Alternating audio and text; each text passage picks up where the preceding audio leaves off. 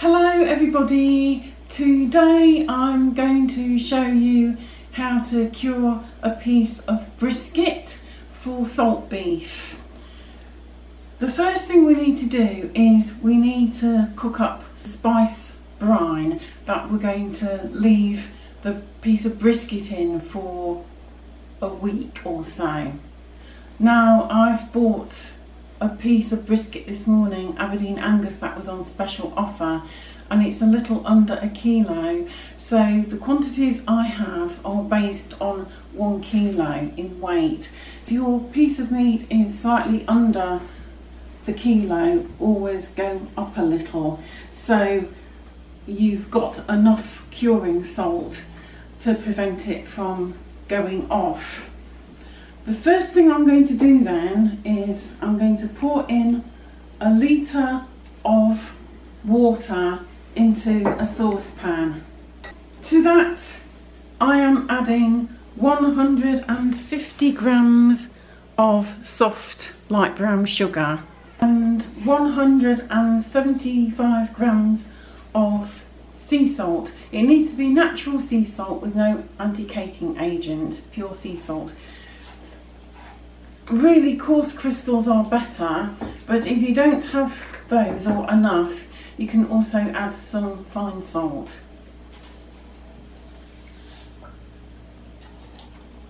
And also I'm adding 25 grams of pure vacuum sea salt. This one I use for all my home curing. A lot of recipes say saltpeter, but it does have additives in. It is, for example, a nitrate and nitrite, and I try to keep my stuff free from anything like that. But what I'm going to do is I'm going to add a celery stick, and then I'm also going to add, I've got some juniper berries there. There's about a teaspoon of juniper berries. I have coriander seeds there. There's a teaspoon of coriander seeds.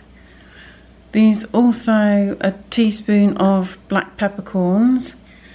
I've got half a tablespoon there of yellow mustard seeds, and I have here 3 bay leaves. Give everything a stir in the pan and then place on the stove top and bring to the boil, stirring all the time while the sugar dissolves, and then you simmer it for 2 minutes, and then you turn off the heat and allow it to cool, and then we go on to the next step.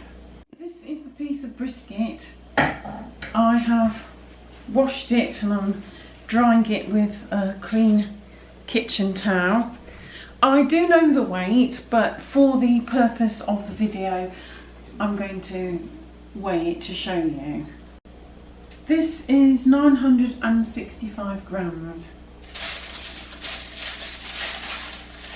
Always double check your weights just to make sure you've got enough liquid.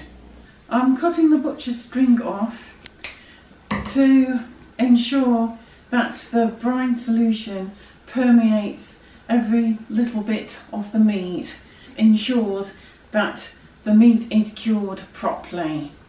I'm pricking this all over. This again is to enable the permeation of the brine solution into the meat. You do it all over, top and bottom.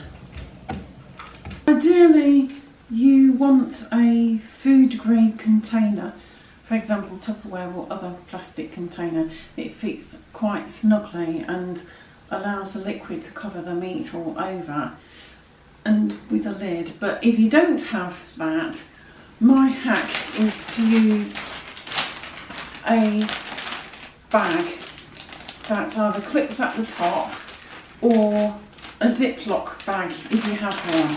This works just as well.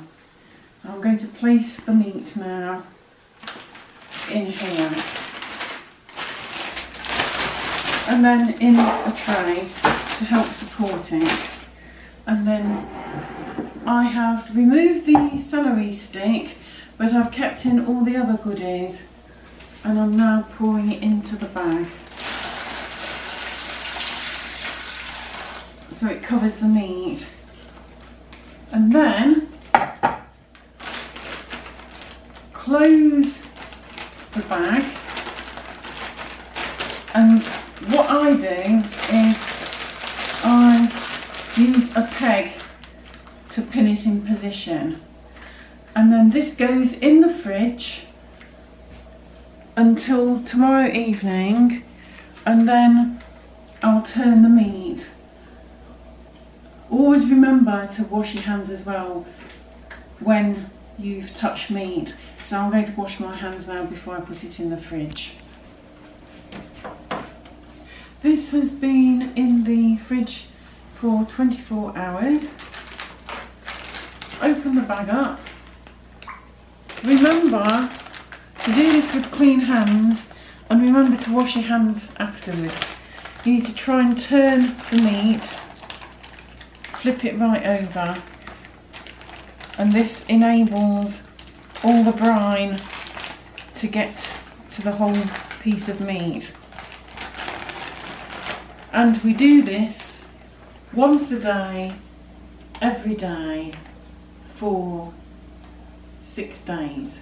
Reseal the bag, and you can also rub the brine in a little bit like that if you like, and then this goes back in the fridge, and I'll be doing the same tomorrow for the next 6 days. The meat has been curing for the best part of a week now, 6 days. It's been sitting in its pickled brine, and each day I've rubbed it and turned it over. I'm now going to take it out of its bag and get rid of the pickles, and then let it sit in some water for about 10 minutes. This is the meat. I've rinsed it thoroughly.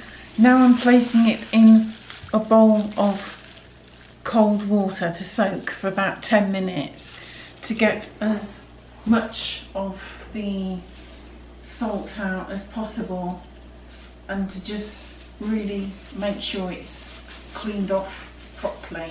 This has had 10 minutes. I've emptied the water from the bowl. I've got the meat on the tray, and I'm wrapping it in a clean J cloth just to dry it off. And now I'm going to roll the brisket and tie it with string. I've removed my gloves, washed hands thoroughly. I'm cutting a piece of string. I'm going to roll the meat up like this and wrap the string round and tie it in a firm knot.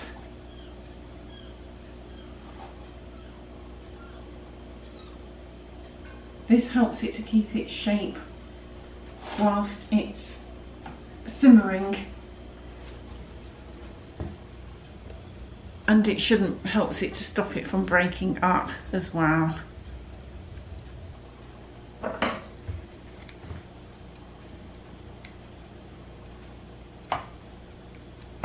I've got a carrot, a stick of celery and an onion. I've washed them, but they don't need peeling. Chop the carrot into 3, chop the celery into 3, and the onion can be chopped into 4 pieces.